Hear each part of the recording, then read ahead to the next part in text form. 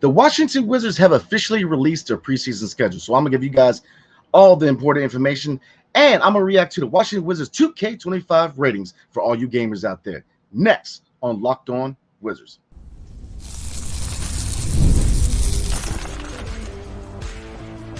You are Locked On Wizards, your daily Washington Wizards podcast, part of the Locked On Podcast Network. Your team every day.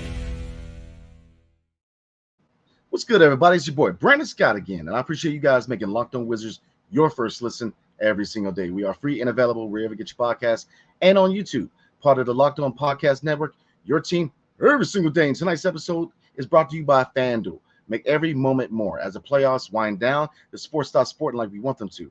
But this summer, FanDuel is hooking up all customers with a boost or a bonus daily. That's right. There's something for everyone every single day, all summer long. So look, all you have to do is visit FanDuel.com to get started. So the Washington Wizards have officially released their preseason schedule. So I'm going to give you guys all the important information to where to watch and to listen to games.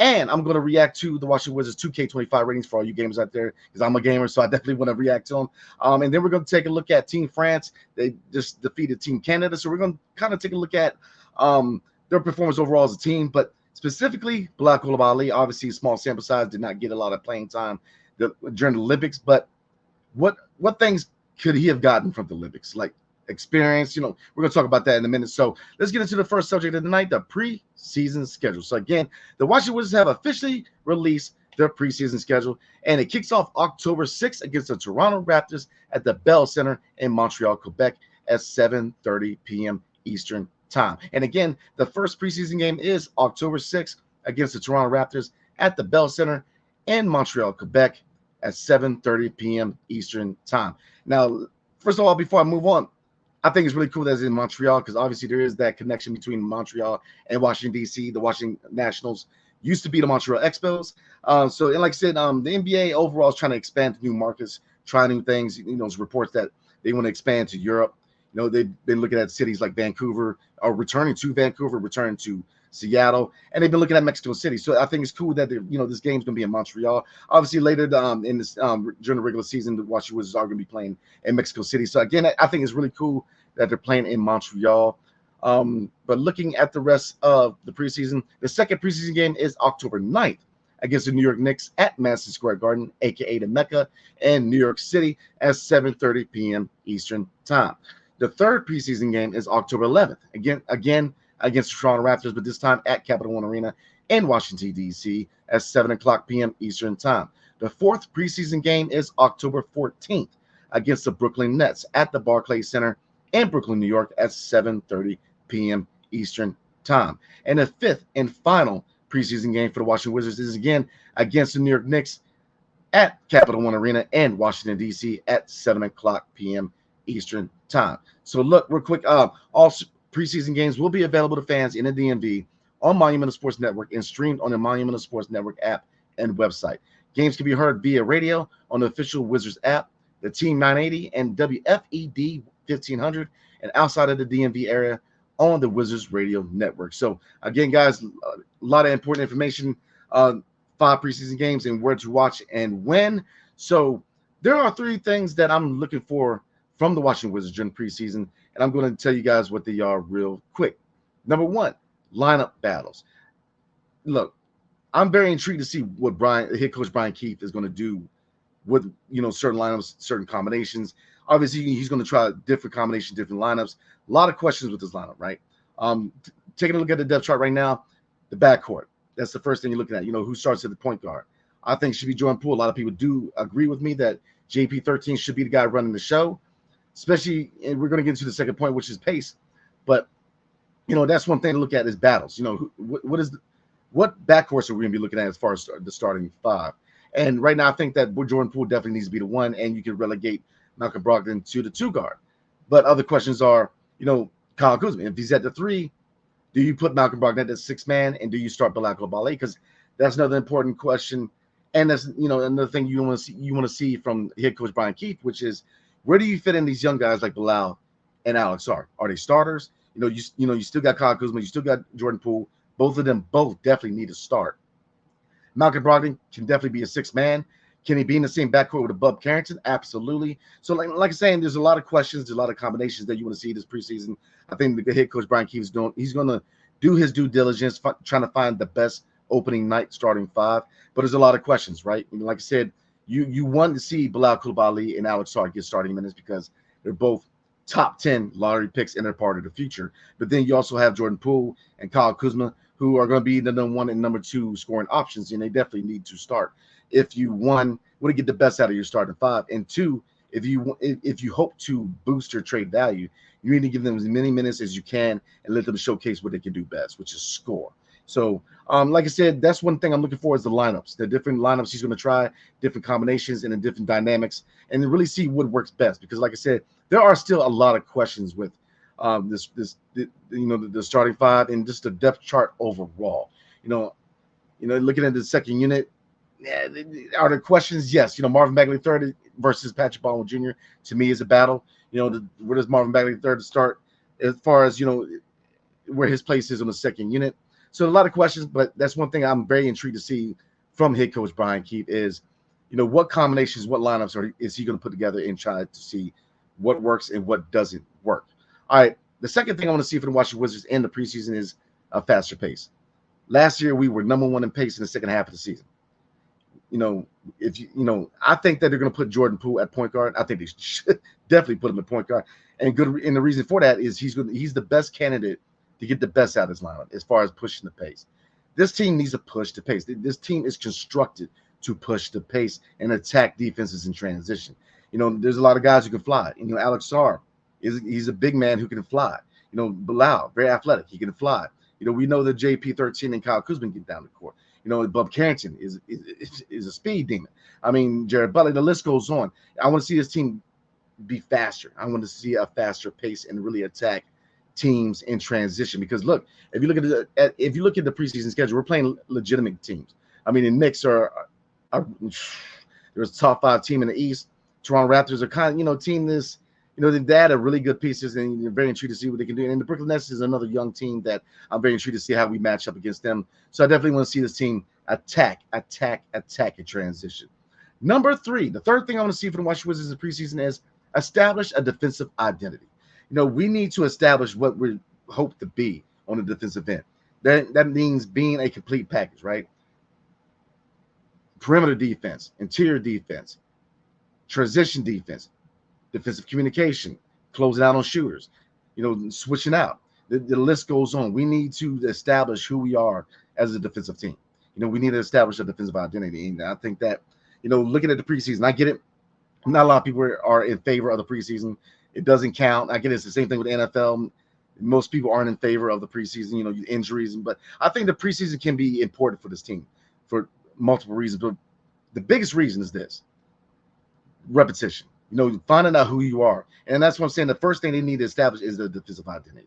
Finding out who we are on the team-wise on the defensive end and really establish that identity. And again, the other points, like I said, the first thing I would want to see is them establish a defensive identity, but pushing the pace and seeing what lineups work. I think that the preseason is going to give head coach Brian Keefe a lot of time to see what lineups work, what lineups don't work, what combinations, what kind of backcourt are we looking at? Is Jordan Poole going to start? Michael Brogdon in the 2? Is Bilal going to be the 2? Michael Brogdon in the 6th man? A lot of questions, but I think that he has 5 games to test out what works and what doesn't work, and he's going to give him the clear indication what the best opening night starting 5 is going to be. And looking at pushing the pace, I think this team has shown last year in the second half of the season that when they push the pace, when they are a faster team, you're getting the most out of this roster. Now, again, I get it. We're not going to win more than 20-25 games. But the biggest thing is what? Progression in young guys. You got to, Bilal and Alex Sarr, in my opinion, looking at where they were drafted, they need to start. But you have veterans like Kyle Kuzma and Jordan Poole who definitely need to start. So, I mean, Malcolm Brogdon, I think that could he get some looks at being a 2 guard or maybe in point guard in the preseason? Absolutely. But I think that looking at the depth chart real quick, I think he works best, maybe being in the second unit backcourt with Bub Carrington. But then, and then you can relegate Cory Kispert to the 3. You can let Patrick Baldwin Jr. and Marvin Bagley the 3rd battle it out for the power forward position on the second unit. And Rashawn Holmes is obviously going to back up Jonas Valanciunas. And then you still have Tristan Vucevic. So I think that Again, it's going to be intriguing to see what combinations, what lineups that Brian Keefe tries out to see what works and what doesn't work in the preseason. But look, like I said, I think they need to get the most out of the preseason. I think it's very important to see what we can do in the preseason and really set ourselves up for the regular season. Because again, we're not going to be competitive. We're not going to win more than 25 games, in my opinion. But preparation for the regular season starts in the preseason, and you definitely want to see them work on all three of these areas, right? All right, so we're going to take a look at the NBA 2K25 ratings for the Washington Wizards for all you gamers out there. But before we do, tonight's episode is brought to you by BetterHelp. So you guys know me, man. I'm a big catalyst of talking to somebody, man. For a long time, talking to a therapist, talking to somebody about your problems was taboo. It's not like that anymore because you have services like BetterHelp. So look, if you're thinking of starting therapy, please give BetterHelp a try. Because look, it's entirely online, designed to be convenient, flexible, and suited to your schedule, which are all reasons why people do not get into counseling, right? Just fill out a brief questionnaire to get matched with a licensed therapist and switch therapists anytime for no additional charge, which is another reason why people don't get into counseling, right? So those are all really good reasons why you should definitely consider not only counseling, but giving BetterHelp a try. So look, never skip therapy day with BetterHelp. Visit BetterHelp.com/LockedOnNBA today to get 10% off your first month. That's BetterHelp. HELP.com/LockedOnNBA. And for my military veterans out there and active duty, it's Hotel Echo Lima Papa.com/LockedOnNBA. Thank you for making Locked On Wizards your first listen every single day. But for your second listen, enjoy the Locked On NBA podcast. There's no offseason in the NBA, and Locked On NBA provides daily basketball analysis for national and local experts in 30 minutes or less. No one keeps you as informed and entertained as Locked On NBA. Available on YouTube or wherever you get your podcasts. Part of the Locked On Podcast Network, your team every single day. All right, everybody, let's get back into it.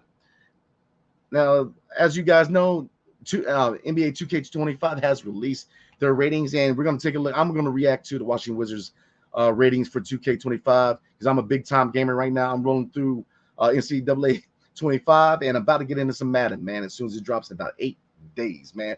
But let's take a look at the 2K ratings, the good, the bad, and the ugly. So let's get into it. So the highest rated player right now, and he's actually tied right now, but the highest rated player right now on the Washington Wizards is Kyle Kuzma at 83 overall. Now, honestly, that's kind of what I expected for Kyle Kuzma. He's a guy that's 6'9", he's a scorer, he's a finesse finisher. 83, I kind of, anywhere from 83 to 85 overall is what I expect for Kyle Kuzma. He's a guy that he's a fringe all-star. He hasn't made an all-star team yet, but he's a guy who's shown that he can definitely be a scoring threat in the NBA. They gave him an 80% for three-point shooting. Now, I think we all know efficiencies are, often a big hit with him, but I think that his three-point shot, 80%, yeah. I mean, I'm cool with 80%. They got him at 75% dunk. I think it could be a little higher, but overall, I'm not upset with the ranking of Kyle Kuzma. I think the three-point shot could maybe go up to the 82. Dunk, he's shown that he can finish. Now, is he a Skywalker? No, but he's a guy who can definitely finish strong in the paint. Number 2 is Jonas Valanciunas. He's tied with Kyle Kuzma over 83 overall. For three-point, they gave him a 74. I would have gave him around a 75 to 77. He's a guy who can definitely stretch the floor. He's a two-way inside the arc scorer. But I think, the three-point shot, is he a guy that is going to be a serious threat from the perimeter? No, but he's a guy that you have to pay some attention to. So I definitely think his three-point shot could at least be around a 75. His dunk at a 65. I mean, obviously, he's not a guy who's going to be flashy with the dunk. He's 6'11", so you're going to get your traditional dunk. So I have no problem with that. All right, so your number 3 player at 81 overall is Malcolm Brogdon. They have him at 86 three-point shooter. I can agree with that. And 70 for dunk. Yeah, he's not a guy who's going to wow you with electrifying dunks, but he's a guy who's going to, definitely finish strong. And they got him down at the playmaking 3-level threat. So, and I agree with that. He's definitely a 3-level scorer. He's going to be a good defensive player. So, and I'm looking at this, purely from the perspective of NBA 2K25, right? For all you gamers out there. So, Malcolm Brogdon is a guy who's definitely going to score, depending on where they put him at. Like I said, you kind of look at real life scenarios. include that on 2K. Where do you play Brogdon? Me personally on 2K, man, I could see you start him at the 2 guard, but then like I said, even on 2K in real life, you could be a 6 man, but you could also be the 2 guard. Me personally on 2K, man, I would probably put Bilal at the 2 guard, and I would put Malcolm Brogdon on the second unit backcourt with him and Bub Carrington. I think they can work well together in the second unit. So that's kind of the direction I'm going to when I start 2K. All right, the number 4th player for the Washington Wizards is Jordan Poole, aka JP13, a shot-creating 3-level scorer. We know that JP13 can score, and score some more, right?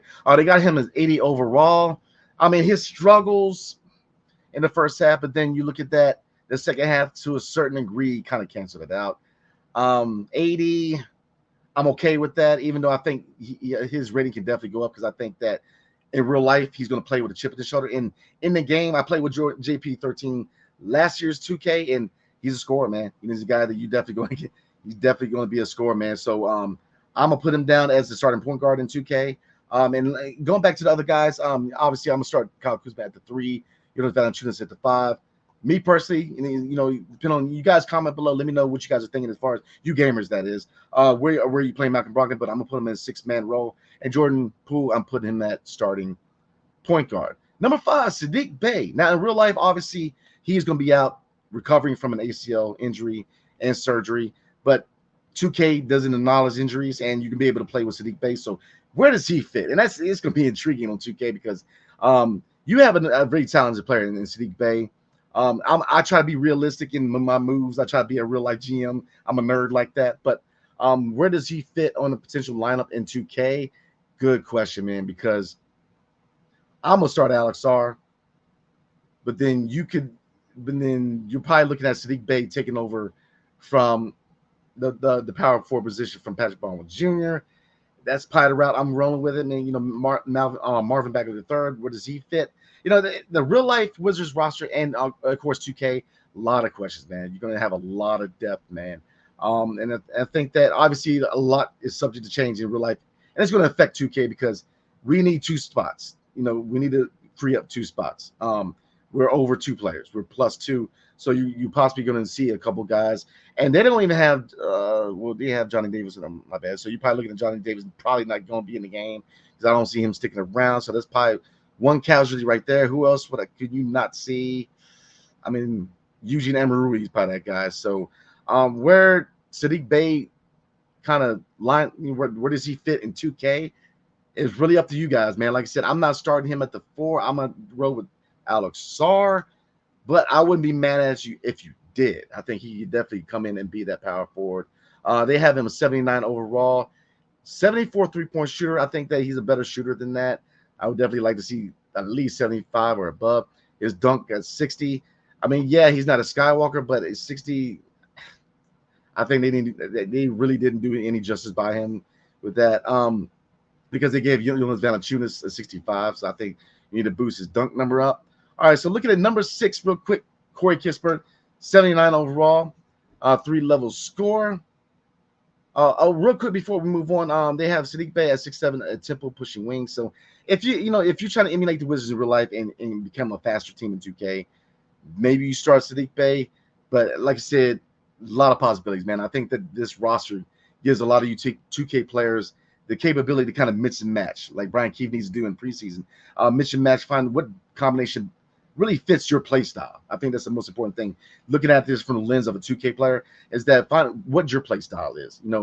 He's a guy who can move, man. So, all right, get back to Cory Kispert. He's a number 6 rated Wizard in 2K25. They got him in number 79 overall, 83 3-point shooting. Now, I kind of think they need to raise, that number up a little bit, because he's shown that he can be that sniper. I don't like 83 overall, maybe around 85. 60 dunk, yeah, he's not, he's going to give you your traditional dunks. So yeah. All right, number 7, Marvin Bagley III, 6'10", power forward in center, glass cleaning 3-level threat. And again, there's a lot of depth on this team. Real life 2K, but looking again through the lens of 2K25, Marvin Bagley III is a guy that's very intriguing, because he's a guy who can definitely score all 3 levels. Rebound numbers, interior defense. a low motor is not really a problem on 2K because they got him 75 overall 3-point shooting. Not too bad for Martin Bagley. I like that. And 80 for dunk. So not bad at all.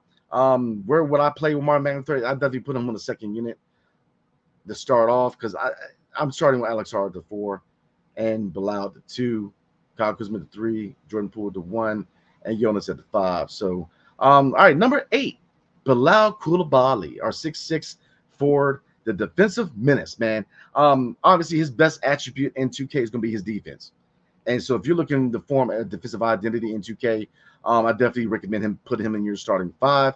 They got him 77 overall, 78 3-point shooting. So, from a 2K perspective, he's going to be a threat from the 3-point shot, so you can definitely be able to stretch the floor and really get something out of playing with Bilal Coulibaly, aka Be Cool, in 2K. And they got him at 85 dunk. I agree with that. He's definitely a Skywalker, man, who's definitely going to finish strong in the paint with dunking. So 85 overall dunk, I have no problem with that. All right, guys, I'm trying to get through this real quick. All right, so I'm going to go over the rest of the 2K ratings real quick and then look at Team France and look at Bilal and wonder, really answer the question, what things did he get out of the Olympics? Because he didn't get a lot of playing action. So what attributes did he attain from playing the Olympic or being part of the Olympic experience? So we're going to get into that. But before we do, tonight's episode is brought to you by FanDuel. So look, I love sports. I love them so much I never want them to stop. But as the playoffs wind down, we get fewer games, and the sports aren't sportsing like I want them to. But FanDuel lets me keep the sports going whenever I want. All I have to do is open the app and dream of bets anytime I'm in the mood. It's that easy. And this summer, FanDuel is hooking up all customers. Again, all customers with a boost or a bonus daily, every single day. That's right. There's something for everyone, every day, all summer long. So look, head over to FanDuel.com and start making the most out of your summer. FanDuel, the official sports betting partner of Major League Baseball.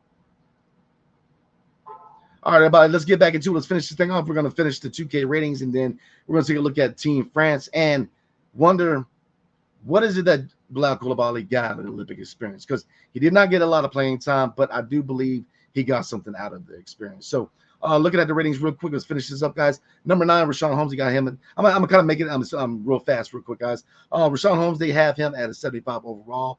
Now, obviously, he's not a 3-point shooter. They got him at a 62, but 75% dunker. Number 10, Tristan Vucevic, they have him at 74 overall.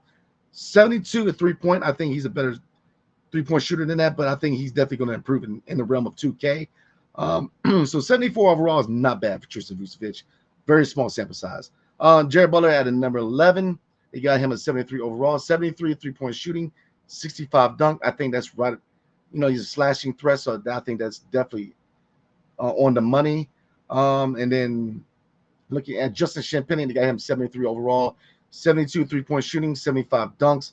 I think that's right on. Patrick Baldwin Jr. at number 13, 72 overall, 75 3-point shooting.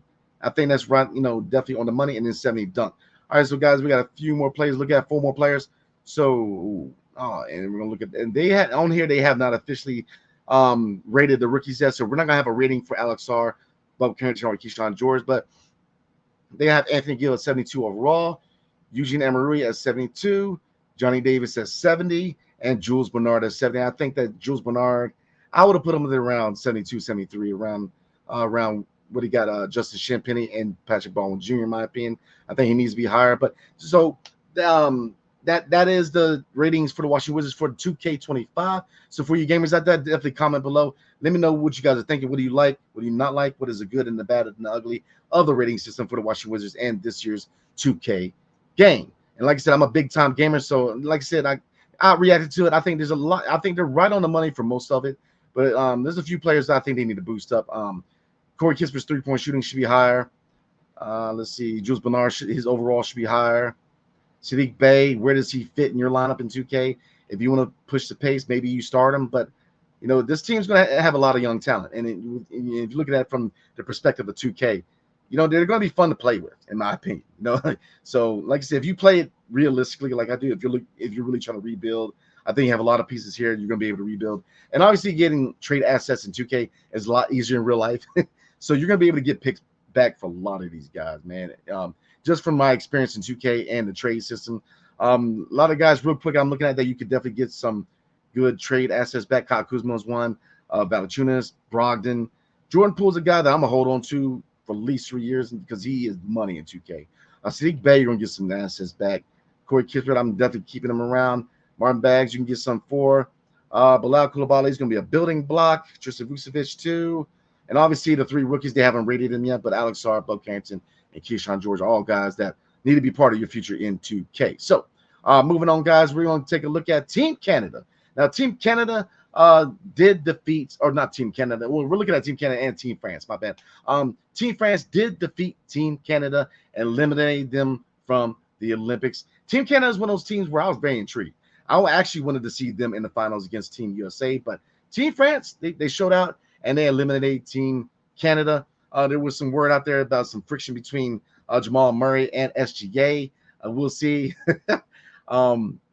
Maybe some friendly competition, but again, Team Canada was eliminated by Team France. So look at some numbers real quick, guys. They did defeat them 82-73. Now, look at some stats real quick. And I'm looking at the stat line. It's not giving me too much. So here's the thing, and here's really the question, not everybody. Bilal Coulibaly did not get a lot of minutes, and we all know he did not get a lot of playing time. But what could he have potentially got from his experience in the Olympics? And I'm going to say experience. Experience in itself. He played with guys like Rudy Gobert. He played with guys like Evan Fournier. Wembanyama. He was able to sit back and watch guys who've been in the league and been doing it for a minute. So experience is probably the biggest thing you can get out of it. Now, I get it. You would want Bilal Coulibaly to get playing time, get some experience in the Olympics. But, Olympics is competitive. And for a guy who is a second-year guy, practically still a rookie, they're going to put the best guys out there. And you look at guys on the team, Wembanyama, does he start? Nah, Wembanyama's definitely got to start, right? Gobert, Fournier, the list goes on. So looking at, Bilal Coulibaly, the biggest thing he got out from the Olympics is being around professionals, watching their work ethic, watching how did they prepare mentally and physically for games. So, right now you still want to see some progression from Bilal Coulibaly this season. I think we will. Now, we all knew that Bilal Coulibaly was very raw coming out the draft. I still think he's going to have a lot of growing pains this season. I don't think it's going to be officially a breakout campaign. You're going to see progression. I think you're going to see a better three-point shooting. You're going to see him establish a mid-range shot. You're going to see him really better ball handling, in my opinion. But he's still relatively raw. He's going to have his growing pains. So, what can you, I guess what I'm trying to ask, guys, is where do you rate his progression? And I think those are the areas you rate his progression. Like I said, the Olympics, the sample size was very small. He didn't play a lot, but he was able to be, experience is a big thing. He was able to be around guys who've been in the league for a while. Hate him or love him, Rudy Gobert has Defensive Player of the Year awards. He's a guy who has made his money. He's a guy who has been up there. He's been an all-star. So, he's a guy that, within the realm of work ethic, how to prepare yourself for the game. I think experience is the biggest thing that Bilal got from the Olympics. You still want to see some progression, right? You still want to see him, three-point shooting, ball handling in mid-range, and counter moves. So I'm expecting big things. I'm definitely also expecting growing pains from Bilal Coulibaly, but I think that him being around professionals who've been in the game for a while, I think he's going to, in the realm of preparedness and really getting his mind and body ready to compete in the NBA, you're going to see a lot more focus from him. So I think that the Olympics overall was a good thing. Yeah, you didn't get the playing time. He didn't get the playing time that a lot of us wanted for him. But I think that the experience and a lot of the other intangibles of the NBA game, he got a lot of learning about, as far as being a professional and preparing for the NBA. So, like I said, you definitely want to see progression for Bilal, but the sample size was small. He didn't get the playing time he wanted, but I think we're definitely going to see some progress from Bilal Coulibaly. So, all right, everybody. I went ahead and posted on YouTube, and I'm going to go ahead and reiterate real quick. This month and actually half of next month, we will be doing 3 episodes a week. So roughly 12 episodes a month. Any major news comes out, obviously I'm gonna go live. Any free agent news, any trades, anything like that. Any major news, I am going to put that news out to you guys. But for the time being, I am going to release on Monday, Wednesdays, and Fridays, with Fridays being a live video. So I will see you guys Friday night. And And I'm not even gonna tell you guys the subject matter, but it's gonna be good, man. So, and we are actually gonna have a special guest on Friday night. I ain't gonna tell you who it is, man, but we got a special guest Friday night. So we're gonna have some fun, guys, kicking off Friday night, kicking off the weekend like we always do. All right, everybody. Appreciate you guys, man. I will see you guys Friday. Hail to the Wizards and peace. See you guys next time.